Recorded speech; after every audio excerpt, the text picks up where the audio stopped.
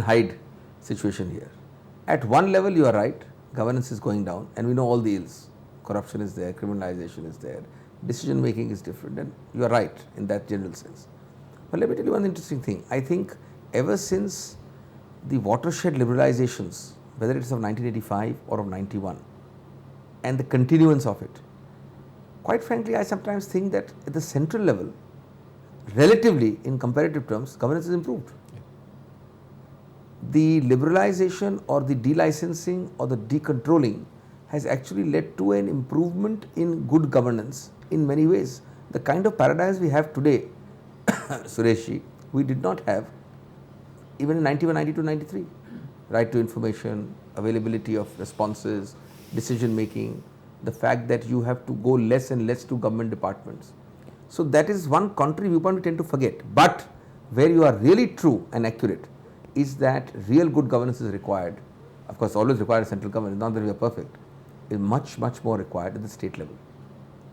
This same liberalization and decontrolling has not led to the same degree, the same scope and the same intensity of good governance, which has dramatically changed from 91 to today in the central level. It has not changed even 1/10 that much at the state level.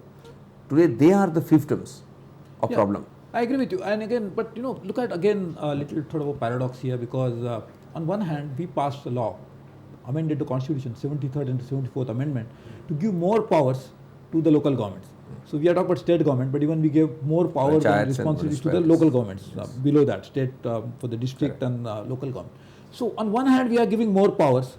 On the other hand, what we are now experiencing is that those governments are not able to fulfill their task properly. So is there any correlation between growing frustration on the part of the citizens with joining ranks of Naxalites because of the failure of this, or the system as a whole, or is it localized problem? I would put it like this, that I wouldn't blame the concept of Panchayati Raj or local self-government or the devolution for that. I think this is a revolution which we achieved. Today we don't realize it, but when you and I go to our areas, 1 million women meet us, 1 million elected panchayat officers, and this is I think 2 or 3 years old, this figure.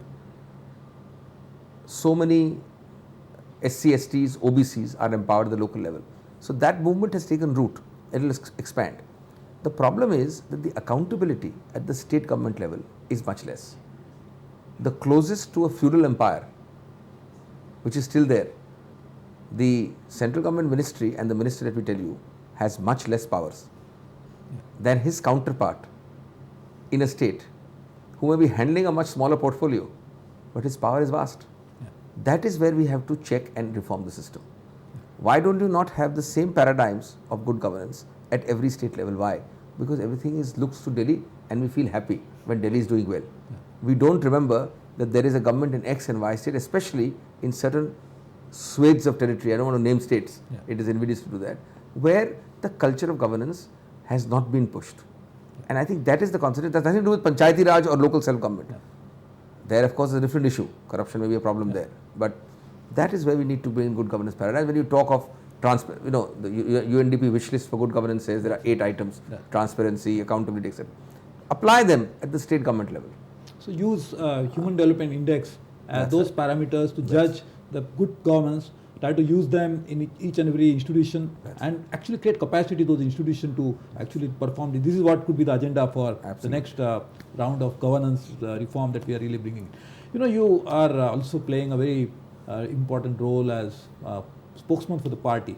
Normally people wonder when you speak for the party, how do you actually judge what really party wants? Can you speak for the party? How do you judge the will of the party? Allow me to let you in on a secret. The common conception is that the party or any party has defined responses on every situation. As you know, that is not the reality. Today, it's the fastest moving world we've ever had. Events happen yesterday, not today. It's that fast. Momentary, immediate reactions are required, and they are not good. I don't agree with the immediacy or the superficiality of the moment, but that's the way the media is structured. The soundbite is based on that. So good, bad or indifferent, to live in that. So no party can have established paradigms or templates for those situations. Number 2, therefore, the secret I want to let you in on, that frequently with experience, with some amount of wisdom, with some amount of intuitive precision, and the sheer fact that one is in this game now for 6-7 years, I think what you say and respond becomes the party line. So there is a very interesting cause and effect relationship in this. Of course, there are established lines. Some lines are already established, so you necessarily know that. And I think there is no answer except that over experience, over time, that experience gets inbred into you that you know the party's response would be this. But frequently there are grey areas on the particular fact situation arises. At that time, this is a very hazardous exercise. 99 out of 100 times get it right, nobody notices it. One time out of 100 you get it wrong, there's an explosion. So you've got to be careful. My very dear friend and my mentor in this, if I may say so, in this particular field, Jayapal Reddy, put it very well. He said that, the name of the game is that you don't try to hit a sixer every time. It's more important to prevent a hit wicket or a self goal. I think that's one role you keep playing, and in fact, you probably, many people must be asking you a very, I would say, $1 billion question really, whether nuclear deal will ever go through. What is your take on that? That only a prophetic announcement can tell you, or an astrologer. I am neither. But I would like to say that our belief that it's good for the country is consistent. It remains like that. You can take it that there is no change in that belief. But as I put it, I said, nothing can be an end in itself. We stand for the deal, we'd like it to happen. But who is we? We are the government itself, which is both the UPA and its outside supporters. If there is no we, how can there be a deal? Yes. So therefore, I put it in a little bit of jocular fashion many months ago. I said that, we don't mind dying for something we believe in, but the death should get us some martyrhood or martyrdom. If you die also and the death is futile, the nuclear deal is not achieved, then you have attained a futile death. So you should do something which is not futile. So the answer to your question would be, we'd like to do the deal till the very end, but if it doesn't achieve either the deal or the stability of the government, you achieve neither. Yeah. And there is no point in doing something which is as futile as that. Talk about the stability of the government. That's another question I'm sure you'll be answering many times. I know there is a very interesting anecdote to this before I ask you this question. In fact, you are in Rajya Sabha, I'm in Lok Sabha. I've been in Parliament from 11th Lok Sabha onwards, and every time we've seen that Parliament has not completed its term from 11th Lok Sabha onwards. And that time, every time, I remember one of my very distinguished colleagues in the Lok Sabha was saying that Rajya Sabha members actually make sure that Lok Sabha get dissolved on some time or the other. So, because you are lucky to be in Rajya Sabha, you have 6-year tenure. Lok Sabha has 5 years tenure, of course, if it is not dissolved, but it gets dissolved earlier. So what do you think, there is going to be a re-election, or the elections will be as scheduled? The way that joke is put is that to all the Lok Sabha members who go for elections, the Rajya Sabha members chant in unison, आप संघर्ष करो, आपके साथ हैं हम तुम्हारे साथ हैं, तुम संघर्ष करो. But on a more serious note, again, the second question is equally requires an astrologer or a prophet. But I would put it like this, I don't think there is any intention to curtail the term of the government, which is till 2009 middle roughly. I don't think that's the intention of either the government or the UPA or the UPA constituents or the outside supporters, that includes the left. However, as somebody put it, the path to hell is frequently paved with good intentions. There have been elections in the past which have been triggered off by trivial, inconsequential events. So nobody can make a prognosis on that. But certainly, it is no reason to suppose why, well before a 5-year term, if there is no immediate necessity for it, why should somebody press for an immediate election? So my answer to your question would be, there is absolutely nothing intended, nothing planned. However, as you know, in any case, within the last 12 months of a term getting over, everybody is in any event on election mode. The difference is going to be what? 6 months? 8 months? So I think you just need to... You have again been a very successful lawyer. You actually acquired a doctorate in Cambridge and came to India, started practicing law. And now you're actually making law. So, from practicing lawyer to become a lawmaker. So, do you think somewhere that there is some disconnect between the laws we make and when you actually practice them in the court and the way people perceive the justice being delivered to them? Is there some sort of a communication gap between each of these functions? Absolutely right. Not some sort, you are understating the problem. There's sometimes a huge disconnect. And I have this sort of fascinating privilege of seeing it from, in that sense, all 3 angles, from all the 3 organs. as a spokesperson of the party, I am in some sense part of the executive. As a legislator, I am part of the legislative. And as a lawyer, although not part of the judiciary, I have had a very close interaction and insight of the judiciary. And it's fascinating how these three organs sometimes function in unison in synthesis, sometimes in disconnect. Lawmaking is the most obvious example. The way a law is drafted, you and I know it, how much time is spent on the nitty-gritty sometimes. Yeah. When it comes to an actual, this is the difference in the British system is that the law is general, it's abstract, it is for covering all situations. And the problem is specific on a particular fact situation. Now, nobody expects that all situations are taken care of by you and me in Parliament. That cannot be, it's not expected. But does the paradigm situation with the obvious consequences get taken care of? Frequently not. That's it. And that's a problem which you have, which results in more and more litigation. There has been a proposal for a long time, now it's done also. Previously, just like you had the financial memorandum to a bill, the financial implications, the proposal has been that you must put a numbers implication that this law is expected to generate so much litigation. So that when you're passing a law, you are aware of the fact that when you create a law, you must be aware that there is also a consequential increase in litigation, so that other arm of the organ of state, how much is going to be burdened. But do you think we can introduce a system of something like a review of a law when it is in operation for a few years? So make sure, of course, we have a law commission which actually supposed to go into the issues like that. But do you think there should be some sort of a multi-organ organization representing parliamentarians, judiciary, maybe some and executive, obviously, to look into how whether the intended benefits of the law have actually been accomplished or there have been some flaws? Basically, as a chartered accountant, what we put it is an audit of the operational reality of the law, a periodic audit. Well, the answer is making another institution won't help. We have to reform the system the way it works. The idea is perfect, but the problem is it's already there. It's not operated. Part of the law commission. Every time a law is struck down, or indeed a judgment comes, it's a very simple thing. You have one law. On this act of parliament, in 1 year, there are 10 judgments, let us assume. The 10 judgments will amplify the 10 lacunas in 10 sections or subsections. You have to simply tie it together, make a new amendment bill and present it. This is actually partly the jurisdiction of the law commission also. Frequently the law commission does it also. There are two problems only. One, it is done after huge gaps. It is not done in the 1 year review system, which you can easily change by mandating a 1 year review. Two is the main problem.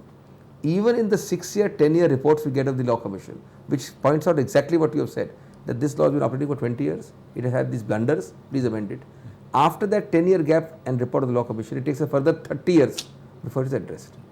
There are innumerable examples. Section 114 of the Evidence Act, so many examples are there. Now that is a problem not of concept, it's a problem of implementation. So you have to take care of the implementation. So I think again brings back to the governance issue really, because this is a governance That's the whole issue point. actually. So I That's think we the whole really point. need to look into that. But Singhvi, you also travel a lot, and in fact you teach and give lectures in United States, and in fact all of us in India nowadays getting so much involved with what's happening in United States. What do you think, who is going to be the next nominee from the Democratic Party? Is it Hillary Clinton or Barack Obama? Well, this is strictly off the record as far as any party or any system. I'm speaking my own view. That's right. Obviously not speaking on behalf of the Congress Party or anybody. Of course, number one, I've always, you didn't know this perhaps, I've been an academic. I used to teach law, and it's only by coincidence and accident that I came back to practice law. So academia has always been my first passion, and now whenever I want to be able to escape into a vicarious liability, a vicarious enjoyment of this, I do these things. Personal choice, well, my personal choice would be Barack Obama. That's very, very a personal answer. It's nothing to do with politics. But I think it's neck to neck, except that now today we have results which suggest that he's going ahead. The reason I'd want Obama, incidentally, I have an old theory, which has been validated. If you examine closely, I have found that Indians are always mesmerized by the Democratic candidate much more than the Republican one. They're always impressed. In actual fact, if you examine roughly 20, 30, 40 years of Indo-US relations, it is the Republican president who has always done more good for India than a Democratic president. So from that logic, none of us should prefer a Democratic candidate.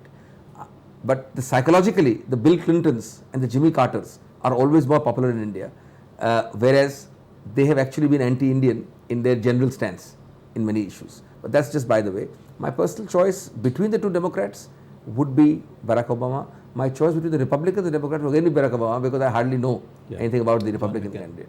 The reason is that one thing is certainly clear, Barack Obama, apart from being a very unique statement of innovation as far as American, also possesses an outstanding mind. I think one of his recent speeches, on which the article has also come in the Hindu, is been hailed as the most outstanding piece of conception, design, oratory, and thought process. I think that is something at that age which has to be really remarkable. Does it also appeal to you that he's talking all the time about dream and he's talking about making change all the time? He stands for change. That's something also is something which appeals. Well, you have to discount part of the rhetoric. I understand that it's partly rhetorical. He has one great advantage which is exploiting.